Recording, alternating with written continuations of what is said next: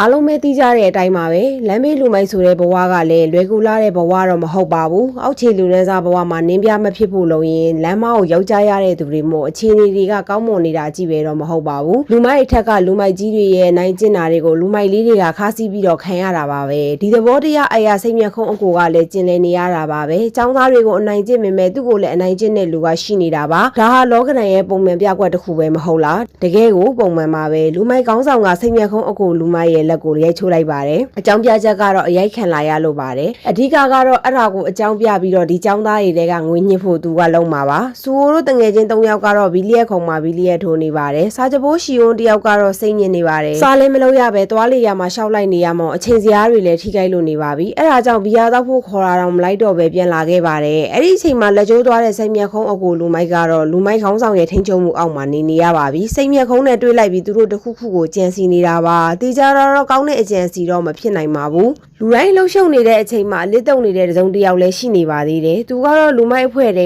ကကောင်းမလေးပါပဲ GNG Store မှာအလစ်တုံနေရင်အလစ်တုံနေတာကိုရှီယွန်းစီမှာမိသွားခဲ့ပါတယ်ဘသူခိုးမခိုးငါးစာတွေမခိုးရင်ပြီးရောဆိုတဲ့ရှီယွန်းကတော့ဘာကိုမှစိတ်ဝင်စားဟန်မတူပါဘူးသူ့ဘာသူခိုးချင်ခိုးမခိုးချင်နေပေါ့ဒါပေမဲ့အယောင်းဝန်နှန်းစီမှာမိမလို့ဖြစ်သွားတဲ့ကောင်မလေးကတော့ရှီယွန်းကိုအကြောင်ရိုက်ပြီးဆိုင်ကနေတူတူထွက်လာခဲ့ပါတယ်အပြင်မှာမိုးရွာနေတာမို့တော့ပူကူကျွေးမယ်ဆိုပြီးရှီယွန်းထင်းနဲ့ဇွတ်ကပ်ပြီးလိုက်လာပြန်ပါသေးတယ်တော့ပူကီဆိုင်မှာလည်းရှီယွန်းနဲ့ဇွတ်အတင်းအကောင့်တွေလဲပြီးတငယ်ချင်းလဲဖွဲ့ခဲ့ပါသေးတယ်သူ့ဘာသူလှုပ်ချင်ရတွေလှုပ်ပြီးသူတို့လူမိုက်ကောင်းဆောင်ကဖုံးဆက်ခေါ်တာနဲ့သူလဲပြန်လိုက်ပါတော့တယ်သူတို့အဖွဲ့စီရောက်လာတော့သူ့အဖွဲ့မှာចောင်းသားတယောက်ကိုနှိပ်စက်နေတာပါအကျွေးပြန်မပေးလို့ဆိုပြီးနှိပ်စက်ထားတာစုပ်ပြတ်တက်နေတာပါပဲစိတ်မျက်ခုံးအကိုလည်းမကြည့်ရတာမို့လွှတ်ပေးလိုက်ပါတယ်လွှတ်ပေးလိုက်တယ်ဆိုတာလူပဲလွှတ်ပေးတာပါငွေကတော့လွတ်မပေးပါဘူးငွေကတော့ငွေမပေးနိုင်ရင်ကောင်လေးကသူတို့စီမှာအလုပ်လုပ်ရမှာပဲဖြစ်ပါတယ်နောက်တစ်နေ့ကျောင်းကိုရောက်တော့စိတ်မျက်ခုံးကရှီယွန်းကိုတက်တေထွက်ဆိုပေးဖို့တောင်းပန်နေပါတယ်ဆေးကသူ့ဟာမဟုတ်ဘူးဆိုတာကိုရှေ့နေစီမှာတက်တေထွက်ပေးဖို့ပေါ့ရန်သူကိုတနာတာဟာမိမိကိုဒုက္ခပေးခြင်းလားဒါမှမဟုတ်မေတ္တာတရားဟာအရာရာကိုအောင်နိုင်ခြင်းလားဆိုတာကိုတော့မကြခင်ကျွန်တော်တို့မြင်ကြရတော့မှာပါရှီယွန်းကတော့မေတ္တာတရားထားဖို့ရွေးချယ်လိုက်တက်တေထွက်ဆိုပေးမယ်ဆိုပြီးစိတ်မျက်ခုံးနောက်ကိုလိုက်လာခဲ့ပါ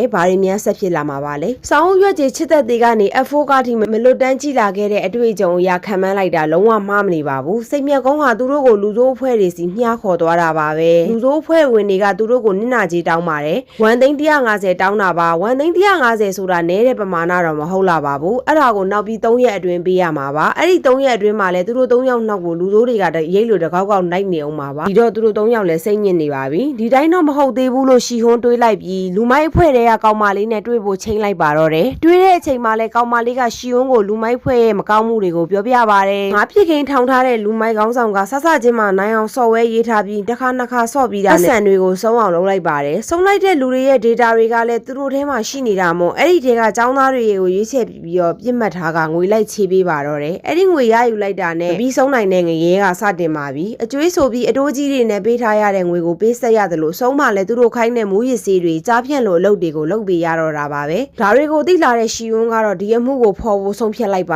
တယ်ဘုံစောကတော့ချမ်းသာသူပြီး1သိန်း150ယူလာခဲ့တာမို့တငယ်ချင်းတွေကအန်အောကြီးအန်အောနေပါတယ်ငွေကိုပြန်သိမ်းခိုင်းလိုက်ပြီးသူတို့တွေကိုရဲတိုင်မှုဆုံးဖြတ်ချက်ချလိုက်ပါတယ်စူအိုကလူမိုက်တွေရှိရာကိုလိုက်သွားမှာဖြစ်ပြီးလူမိုက်တွေရှိတဲ့နေရာကိုရောက်တဲ့အခါမှာရှီယွန်းကရဲကိုခေါ်လာရမှာဖြစ်ပါတယ်သူတို့ဘာလို့အဲ့လိုလူခွဲသွားရတာလဲဆိုတော့လူမိုက်တွေရဲ့စုရဲ့နေရာကိုအတိအကျမသိလို့ပါပဲစူအိုကအချိန်ဆွဲထားနိုင်တဲ့အချိန်မှာတပ်တွေတွေကိုပါရဲလက်ထဲအပ်နိုင်အောင်ရှီယွန်းကလှုပ်ဆောင်ရမှာပဲဖြစ်ပါတယ်ဘုံစောကတော့ရှီယွန်းကိုကူညီရမှာပေါ့သူတို့တွေအစီအစဉ်ချမှတ်လိုက်ပြီးစူအိုလဲလူမိုက်ဖွဲ့ကိုတွားပြီးချင်းကပ်ပါတော့တယ်ငွေမပေးခင်ကျောင်းကိုလောင်းစားရုံဖြစ်ပြောင်းဖို့အစီအစဉ်လေးပါလေးဆွဲရအောင်လို့အချိုးတက်လိုက်ပြီးရုံးခန်းရှိရာနေရာကိုတီးအောင်အရင်လှုပ်လိုက်ပါတယ်ဒီလိုနဲ့သူတို့အရင်ထွက်ခွာလာခဲ့ကြပါပြီလူမိုက်အဖွဲ့ကကောင်မလေးကရှီယွန်းတို့နဲ့ပေါင်းကြံတာမို့နောက်ချန်ပြီးနေခဲ့လိုက်ပါတယ်စိတ်မျက်ခုံးအကိုလူမိုက်အဖွဲ့ကကောင်မလေးကိုဘာတွေလုပ်နေတာလဲလို့မေးလိုက်တော့သူတို့တွေလူမိုက်အဖွဲ့ကိုအဆုံးသက်ရအောင်လို့ပြောလိုက်ပါတယ်စူအိုတို့ထွက်သွားပြီးရနဲ့ရှီယွန်းတို့လည်းရဲခေါ်ဖို့လုပ်ငန်းစပါတယ်အိမ်လိပ်စာစစ်ဆေးနေတဲ့အချိန်ဘုံစောကတော့စူအိုကိုစိတ်ပူတာကြောင့်တက်စီနဲ့လိုက်သွားပါတယ်ရှီယွန်းလည်းစိတ်ပူပြီးပြေးလိုက်သွားတာမို့ကြံခဲ့တဲ့စိတ်မျက်ခုံးအကိုနဲ့လူမိုက်အဖွဲ့ကကောင်မလေးတို့လည်းလိုက်သွားဖို့ပြင်ကြပါတော့တယ်ဒီလိုနဲ့စုရက်ကိုစူအိုတို့အရင်ရောက်ရှိလာခဲ့ပါတယ်စူအိုလည်းနေရဲလိပ်စာကိုအတီးပြုတ်လိုက်ပြီးအိမ်ထဲကိုလိုက်သွားပါ